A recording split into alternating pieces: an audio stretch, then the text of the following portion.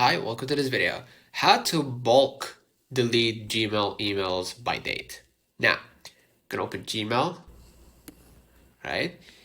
Filter by date. Type your date range into the search bar at the top and press enter. So, gonna type before, double dot, 2025, month and date, or month and day.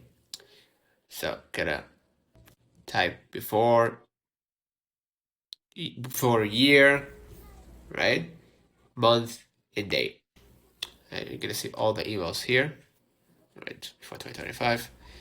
Gonna hold and tap select all and select or press that trash bin icon. Consider liking this video, subscribe it really helps with the channel. So, important tips, right? That deleted messages sit in your trash folder for 30 days before permanent deletion. To instantly free up Google storage space, go to your trash folder on the left sidebar, click select all conversations, and choose delete forever, right?